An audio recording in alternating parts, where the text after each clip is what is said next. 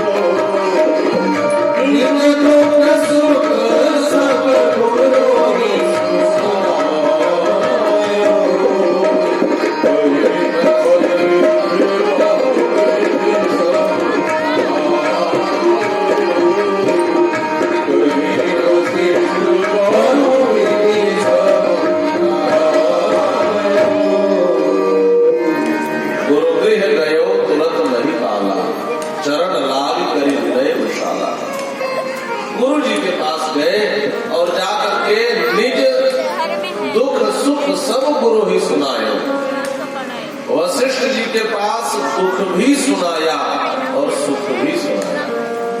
दुख क्या है? हमारा चौथापन आ गया और कोई पुत्र नहीं है, यह दुख है। और सुख क्या है? आप जैसा समर्थ सद्गुरु हमारे पास है, यही हमारे जीवन का सबसे बड़ा सुख है। ध्यान से समझेंगे। दुनिया का सबसे बड़ा सुखी व्यक्ति कौन है? जिसके जीवन में श्रेष्ठ सद्गुरु, जिसके जीवन में कोई श्रेष्ठ महात्मा हो, जिसके जीवन में कोई श्रेष्ठ संत हो, वही दुनिया का सबसे बड़ा सुख है। यदि आपके जीवन में कोई संत नहीं, कोई सद्गुरु नहीं, कोई महात्मा नहीं है, तो आप सुख का अनुभव नहीं कर रहे हैं। गुरु जी ने कहा, गर्व धीर हो सुचारी त्रिभुवन विदित भगत भय। और श्रीमद् वाल्मीकि रामायण में महर्षि वाल्मीकि लिखते हैं, महाराज दशरथ ने एक सभा बुलाई और सभा में कहा, मैं पुत्र प्राप्ति के लिए एक अश्वमेध यज्ञ करना चाहता। श्रेष्ठ जनों की सभा में अपने मनोभाव को प्रकट कर दिया। सुमंत्र जी ने कोने में ले जाकर कहा, महाराज आपको पुत्र की प्राप्ति अश्वमेध यज्ञ से नहीं होगी, जब ऋषि श्रृंग आकर के यज्ञ करवाएंगे तब पुत्र की प्राप्ति होगी।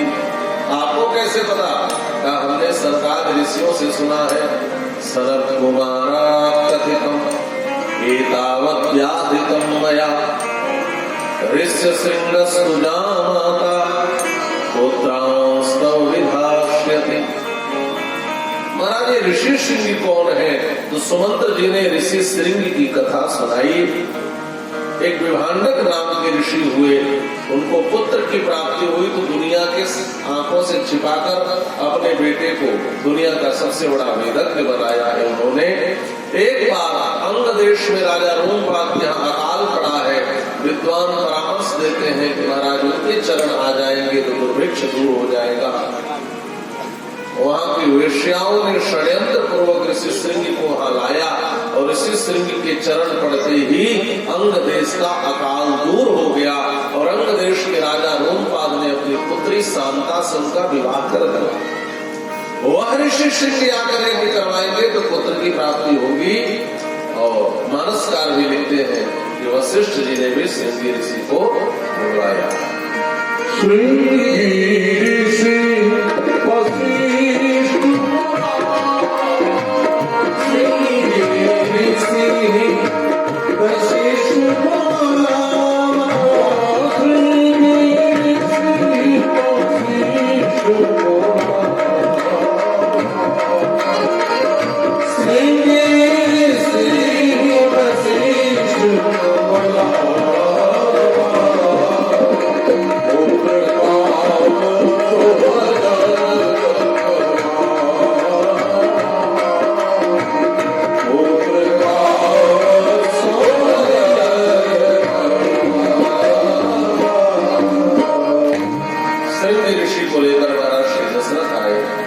अयोध्या में सुंदर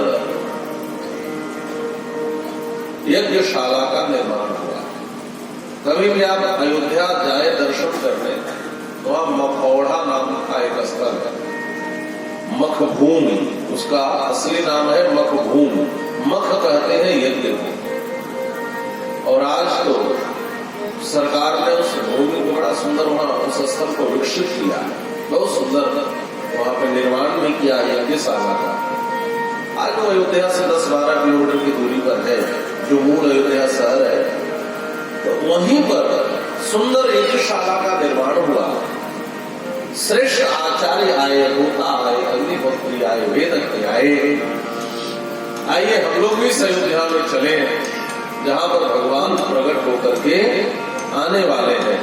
आप लोग भी जरा बड़े भाव से ताली की सेवा करते हुए आइए इस राम जी की प्यारी अयोध्या में हम लोग चले, जहाँ पे सरयू जी का बड़ा ही मीठा मीठा जल है। तो हम लोग उस अयोध्या में पहुंचे जहाँ पर भगवान अवतार लेने वाले हैं। बड़े भाव सीताराम जी की प्यारी राजधानी लागे, राजधानी लागे, मीठो मीठो सरयू जी को पानी लागे। सीताराम जी की प्यारी राजधानी लागे, राजधानी लागे, मीठो मीठो सरयू जी को पानी लागे।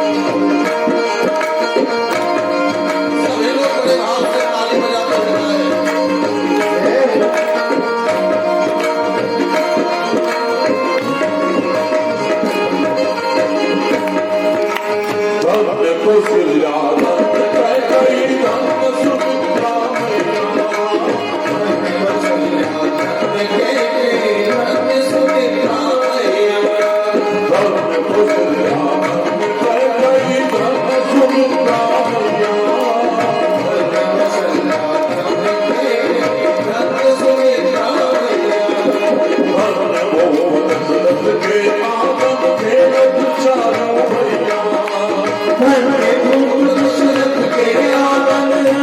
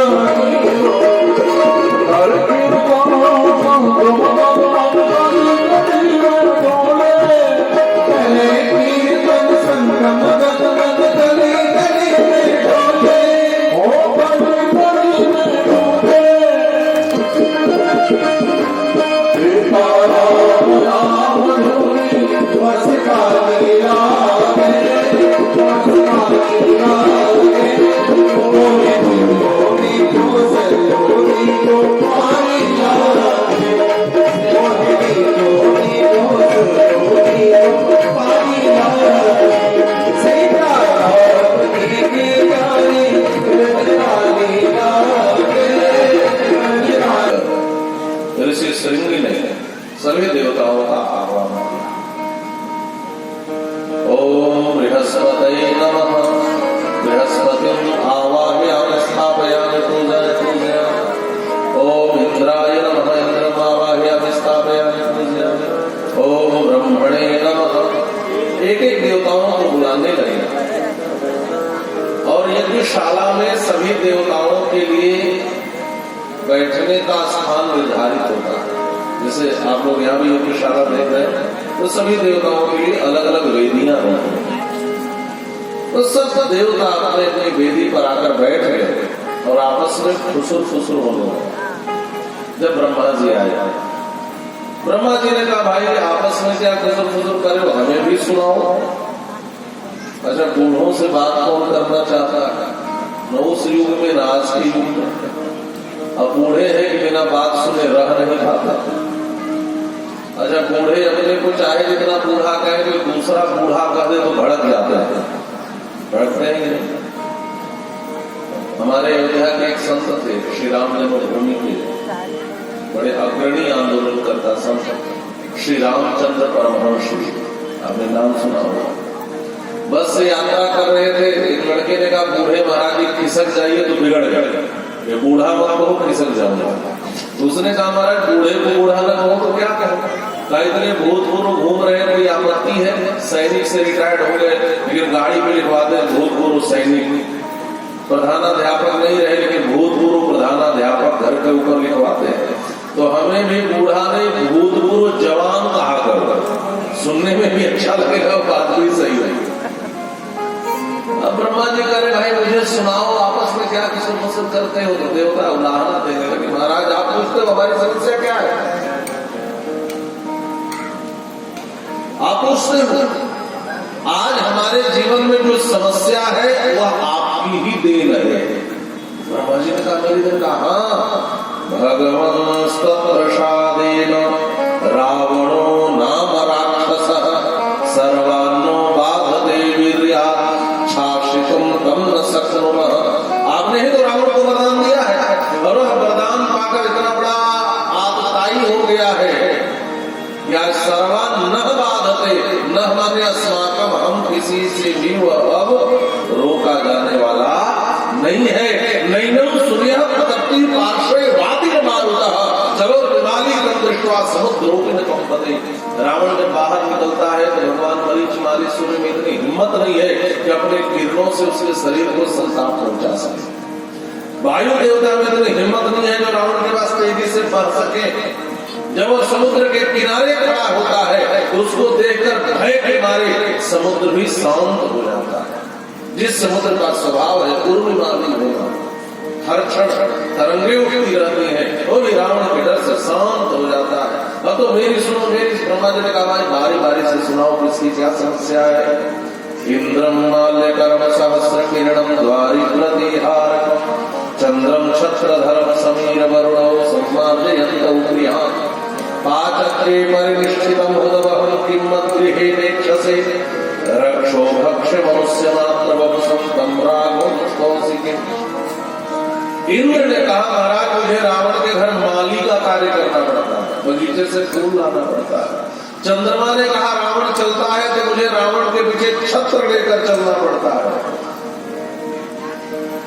सूर्य देवता ने कहा मुझे रावण के दरवाजे पर खड़े होकर फलाने पधार रहे हैं ऐसा चिल्लाना पड़ता है, प्रतिहारी का कार्य करना पड़ता है। वरुण देवता ने कहा मुझे रावण के लंका के फर्श की सफाई करनी पड़ती है। तो वायु देवता ने कहा मुझे रावण के घर झाड़ू लगाना पड़ता है। सम्मार्जयन्तौ गृहान्। अग्नि देवता ने कहा महाराज मेरी भी सुन लो। वेजिटेरियन बनाना होता तो कोई टेंशन नहीं था, सब नॉनवेज वाले लंका में रहते हैं। अब मुझे रावण के घर रसोइये का काम करना पड़ता है। बृहस्पति ने कहा मेरा तो इतना बड़ा सम्मान है देवताओं के यहाँ, लेकिन कोई सलाह देता हो तो रावण डांट देता है। स्वल्पम जल बृहस्पति जड़ नैसा सभा वज्रिण, हो बृहस्पति स्वल्पम जल, ऐसा सभा वज्रिण न, इंद्र की सभा नहीं है, चंद्रमा को भी डांट पड़ती है। न बोल चंद्रमंद बुद्धि, इंद्र की सभा नहीं है। ब्रह्मा जी ने कहा मुझे बूढ़ा समझकर सब लोग अपनी अपनी बात कहते रो रहे हो। रावण के यहाँ आप लोग ही नौकरी नहीं करते, मुझे भी नौकरी करनी पड़ती है। देवताओं ने मुंह पे हाथ रख लिया, महाराज आप वरदान दिए, आप भी रावण के यहाँ नौकरी करते हैं, आपकी क्या ड्यूटी लगाई है उसने? ब्रह्मा जी ने कहा मुझे वेद पढ़ाने जाना पड़ता है। और सुनो, मुझे तो छोड़ दो, भगवान शिव की भी ड्यूटी लगा रहा है। और ये भोलेनाथ क्या करते हैं? कहा मैं वेद पढ़ाने जाता हूँ और भोलेनाथ अपनी पूजा करवाने जाते हैं। वेद पढ़े विधि शंभु सभीत, पूजावन रावण सोनितया। गोस्वामी जी कहते ब्रह्मा जी वेद पढ़ाने जाते हैं और भगवान शिव पूजा करवाने आते हैं। और ब्रह्मा जी जाते हैं वेद पढ़ाने तो गेट कीपर लंका का द्वारपाल का है ब्रह्मा, अभी महाराज के पढ़ने का समय नहीं हुआ। ब्रह्मण्य इस समय हे ब्रह्मा अभी मौन होकर बाहर बैठो, अभी पढ़ने का समय नहीं हुआ। और चार को है तो बोलना मत, मौन होकर बाहर बैठो। दुश्मन बहिष्कृत। ब्रह्मा जी ने कहा मुझे भी नौकरी करनी पड़ती है। प्रश्न था भगवान शिव की तो पूजा करता है, आराधना करता है, ऐसी क्या स्थिति हो कि भोलेनाथ को लंका आना पड़ता है? बात यह है कि पहले रावण पूजा करने कैलाश पे जाता था। पहले एक दिन उसके मन में आया कि मेरे आराध्य जिस कैलाश पर है उसका वजन कितना होगा, जरा तौल कर दे तो। और एक दिन अपनी 200 भुजाओं से महाराज कैलाश को हाथ में उठाया, और जब उठाया तो पूरा पर्वत हिलने लगा। पार्वती जी ने कहा महाराज भूकंप आ गया, भूकंप।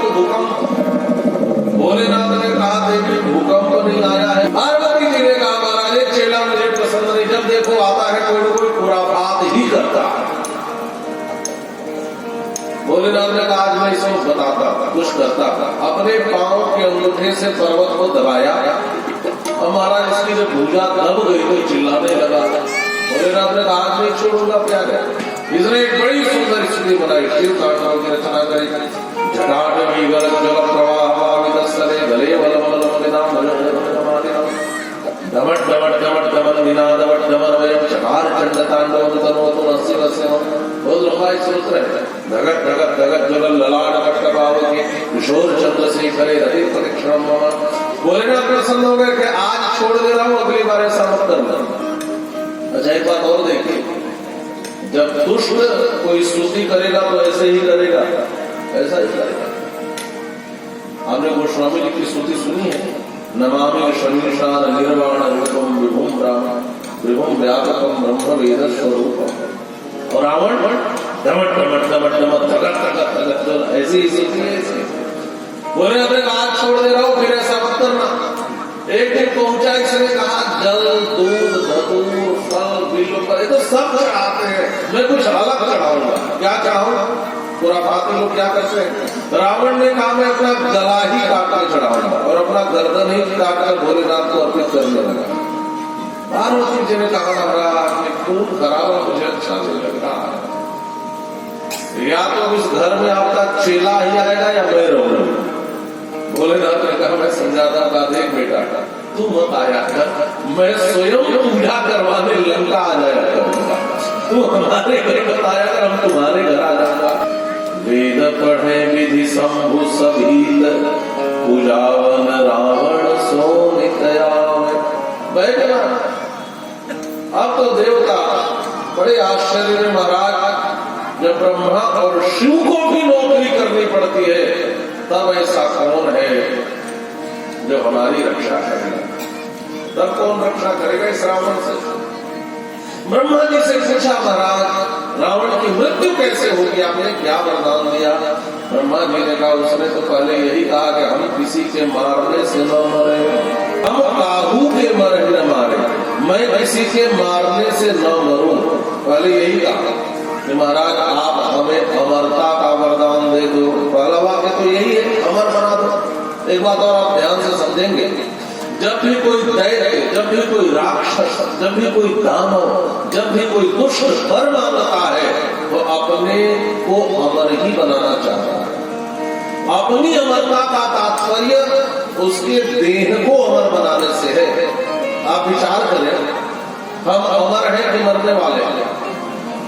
यदि हम आपसे प्रश्न पूछें कि आप अमर हैं कि मरने वाले हैं, तो आपका उत्तर क्या होगा? जोर से बोलिए। मरने वाले हैं। पूरी भागवत सुनाकर महाराज परीक्षित से सुखदेव जी ने यही कहा, राजन तुम मरोगे, यही सबसे बड़ा अज्ञान है। ध्यान से सुनेंगे, जो हम कहते हम मरने वाले हैं यह अज्ञान है। तो हम तो राजन मरिष्येति पशु बुद्धि इमाम जहि, ये पशु बुद्धि है, यही तो अज्ञानता है। अच्छा मैं आपसे पूछ रहा हूं, आपने कह दिया हम मरेंगे, तो आप अपने को शरीर मानते हैं कि अपने को आत्मा मानते हैं? अरे बोलिए, तो संवाद का मंच है। यदि शरीर मानते हैं तो मृत्यु होगी। अच्छा आप विचार करें, शरीर मरता है, आत्मा मरती है, शरीर तो यही रहता है। बाली मर गया, तारा छाती ठोक के रो रही थी, छाती पीट के रो रही थी। राम जी ने पूछा किसके लिए रो रही थी? क्षितिजल पावक गगन समीरा पंच रचित अति अधम शरीरा, प्रकट स्वतंत्र ते ही आगे सोआ। शरीर तो तुम्हारे पास है, फिर वो किसके लिए रही? यदि आप शरीर हैं तो आपका शरीर यही रहता है, फिर आपके घर वाले क्यों रोते हैं? आप विचार करिए, यदि आप शरीर हैं तो शरीर दुनिया में रहता है, फिर भी घर वाले छाती पीट के आए इसमें मरा क्या? ये तो आपके पास है। जीव नित्य कही लगी तुम होगा। अच्छा एक प्रश्न मैं पूछता हूँ, इसको आसानी से समझेंगे। मैं आपके हाथ पर उंगली रख के पूछूं ये क्या है, तो आप क्या कहेंगे? आप कहेंगे मेरा हाथ है। ये तो कहेंगे ये मेरा पेट है, मेरा पीठ है। और फिर पूरा पूछे क्या है, तो आप कहेंगे मेरा शरीर है। ध्यान से सुनेंगे, आप कहते हैं ना मेरा शरीर है, मेरी देह है, तो आप शरीर है कि आपका शरीर है? बोलिए, आपका शरीर है ना, आप तो शरीर नहीं है। आप कहते हैं मेरा शरीर, मेरा हाथ, आप थोड़ी कहते हैं कि मैं हाथ हूं, मैं पांव हूं, ऐसा बोलते हैं। आप कहते हैं मेरा शरीर है, तो इससे सिद्ध होता है कि आप जो है वो शरीर से अलग है, आप शरीर नहीं है। ये कथा सुनकर ताली बजाकर जाने के लिए नहीं है, ताली बजाना नहीं है, सुनना है। इसको सुनिए, यही मैं कह रहा हूं कि कथा केवल ताली बजा के जाने के लिए नहीं है, कुछ सीखने और समझने के लिए भी है। बात समझ में आ रही है? आप कहते हैं मेरा शरीर है, तो इससे सिद्ध होता है कि आप शरीर नहीं है, शरीर से अलग आपकी सत्ता है। आप क्या है? उसे हमारे यहाँ कहा जाता है आत्म स्वरूप है, आत्मा है। इसी को अंग्रेजी में सोल कहते हैं। आप जीवात्मा है। आप शरीर होते तो शरीर के मरने के बाद आप खत्म हो जाते, फिर आपकी यात्रा नहीं होती, आपके लिए पिंडदान नहीं होता, आपके लिए श्राद्ध नहीं होता। इसका मतलब शरीर भले खत्म हो गया, लेकिन आप कहीं न कहीं हैं। आप फिर से शरीर पालेंगे, आप खत्म नहीं होंगे। दो वाद है, एक देहात्मवाद है, एक अध्यात्मवाद है।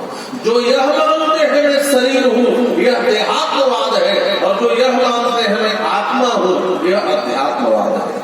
अब इससे ज्यादा सरल में समझा नहीं सकता, आप और आसानी से समझें। जो दैत्य है, जो दानव है, जो राक्षस है, ये देहात्मवादी है, ये अपने शरीर को अमर बनाना चाहते हैं। ध्यान से सुनेंगे, हम तो अमर ही है। आत्मा की मृत्यु होती है क्या? न जायते म्रियते वा कदाचित् नायं भूत्वा भविता वा न भूयः। भगवान श्री कृष्ण श्रीमद् भगवद गीता में कहते हैं इसका न जन्म होता है न मृत्यु होती है। जन्म शरीर का हुआ है तो मृत्यु शरीर की होगी। आत्मा को केंद्र में रखकर विचार अध्यात्मवाद है। हम आत्मवादी हैं, हम अध्यात्मवादी हैं, हम देहवादी नहीं है, हम शरीरवादी नहीं है। चाहे रावण की वर याचना हो, चाहे हिरण्यकशिपु की हो, चाहे आप सुन रहे थे अभी तारकासुर का हो, सबने पहले अपने को अमर बनाने के लिए वर मांगा और बाद में सबने संशोधन किया। रावण ने कहा बानर बन जा अगली बार, और हिरण्यकशिपु से बाहर न भीतर, न ऊपर न नीचे, न मनुष्य से न पशु से, न अस्त्र से न शस्त्र से, न 12 महीने में से, न ब्रह्मा के द्वारा बनाए, उसने भी संशोधन किया। और तारकासुर ने भी गणित लगाया, शंभु शंभु सूत्र।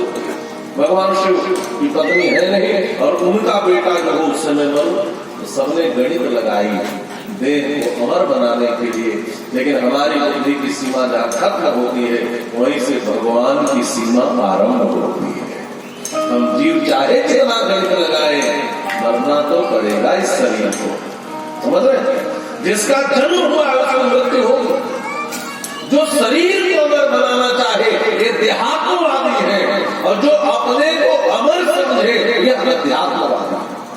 थोड़ा भीतर उतरो, अपने को शरीर मानोगे तो मृत्यु हो जाएगी, अपने को आत्मा मानना। शरीर तो वस्त्र है, आप बदल लेंगे, जीवात्मा बदल लेंगे। रावण ने कहा हम अमर हो जाए, ब्रह्मा ने कहा संभव नहीं है। कहा ठीक है, बानर मनुष्य जाति दुई बारे, मनुष्य बंदरों को छोड़कर कोई न मार सकता। रावण मनुष्य से मरेगा। ब्रह्मा जी ने कहा मनुष्य को छोड़कर मृत्यु और नानुष्य विद्य थे, कोई मनुष्य ही मार सकता है। एक अलरण्य नाम के हुए लेकिन जीत नहीं सके रावण को। बड़ी लंबी कथा है उनकी भी, वाल्मीकि रामायण में संकेत किया है। रावण को जीत नहीं सके, लेकिन उन्होंने कहा है हमारे वंश का कोई बालक मारेगा।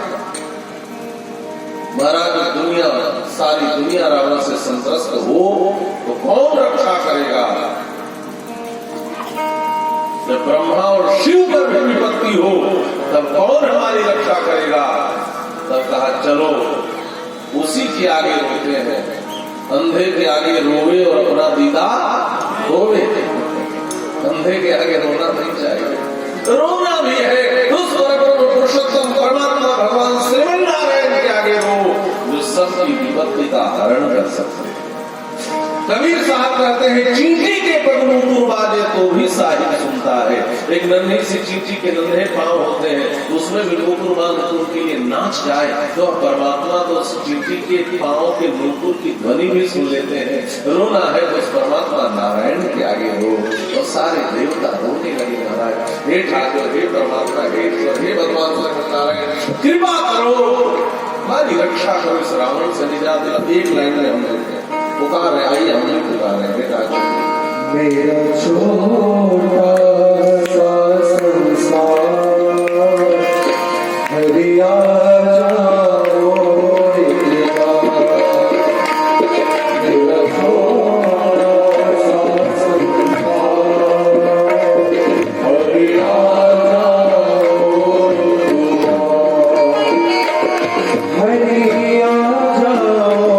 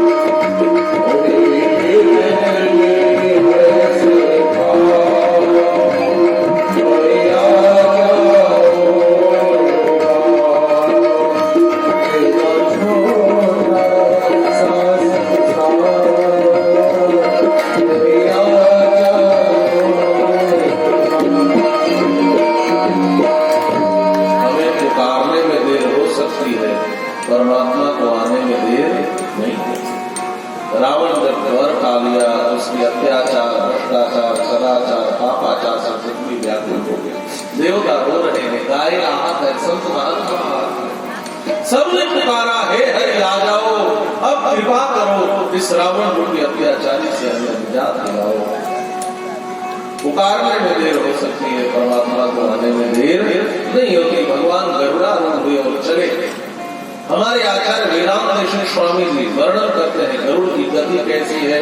गरुड़ नीड़ा देवुड़म विसर्पीडमो कंठिलाग्न वैकुंठ पीठे स्कंद मीडे स्वनीड़ा गति रुद्रासुरते सना भोगाढ़ो गुणस्पर्शंडक प्रातः दत्तता विमाना निवादिता कल विस्फारमाण स्फटा पाटिका रुचि छटा राजवीर राजितम कांति कल्लोलिनी राजनंदन इदं सुवर्ण दर्वीकराः देवादिकाहार हारि न्योकस परीक्षितम बोली धारा क्रीडाकल्प बातम कल्पो दयानंद कबीराय चंद्र चमत्कार दैत्यादि जयत्र। वो गरुड़ की गति तेज हुई और महाराज दशरथ के प्रधान वेदी पर भगवान श्रीमन नारायण प्रकट हो गए।